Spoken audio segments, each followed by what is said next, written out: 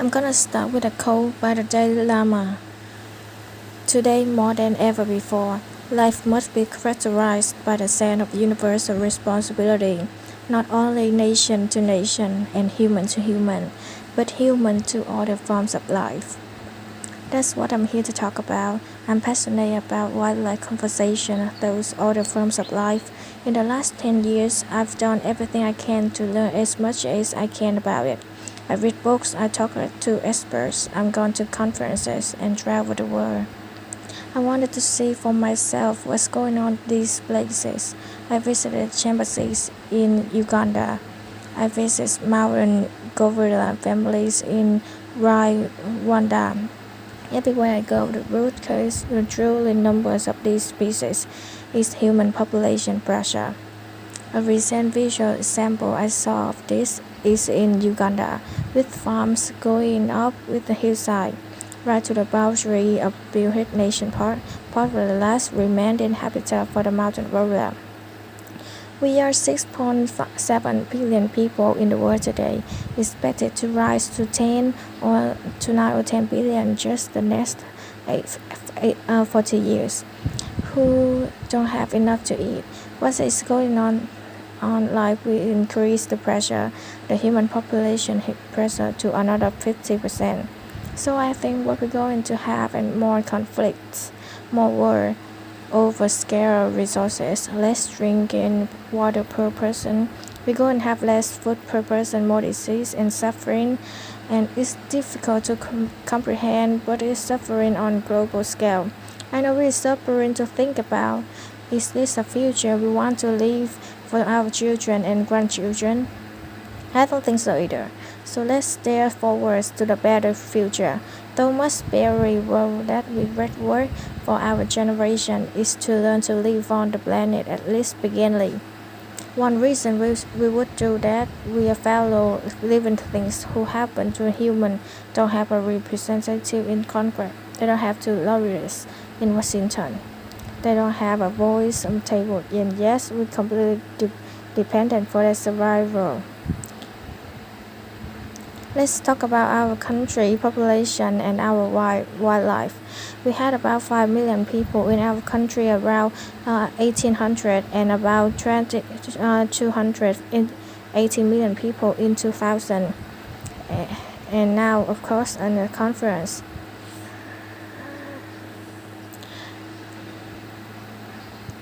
And to have wildlife range today in our country. This chart, the pinkish areas, I'm not sure how it looks here, where we used to have black bears, a yellow area is there still today. They are gray wolves. We have gray wolves running all around. Country, the pinkish we see on the chart.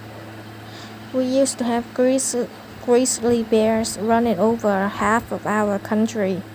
As you see, they receded, and we don't have them. Just about 200 years ago, the Yellow Island line. Let's do a summary map. Take a look right here. Red is good, green is bad, white is very bad. You see that we lost a lot of species in our country.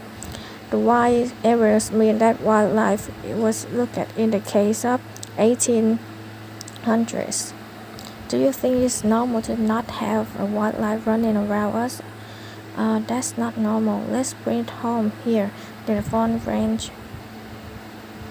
We used to have gray wolves. They're gone. We used to have grizzly bears. Could have been right outside. They're gone. We used to have Liz, the cat. Gone. Maybe they are not living.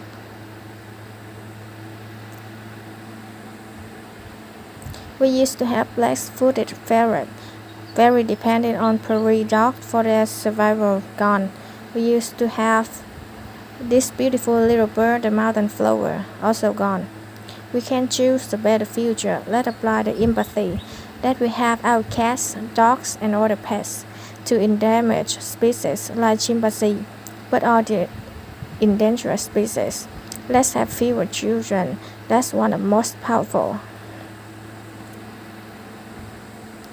That's the one of most powerful things we can do in the United States. If we want to have more than 2 kids, let's adopt. What else we can do? Well, we gonna go there. So what else can we do? We can have education, educate girls and provide economic opportunity to women in developed countries.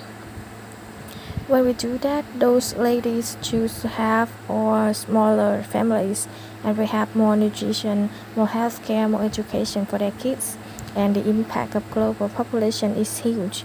Finally, what we can do is we can give more to our planet. We can give half of our donations to people, and half of them for wellness, for ocean conservation and wildlife conservation. We only give about 2 to 5% for our given environment and wildlife is catering. You've been very patient with sometimes a different topic. I just want to say that the things we think about is do we change its species? What do we do?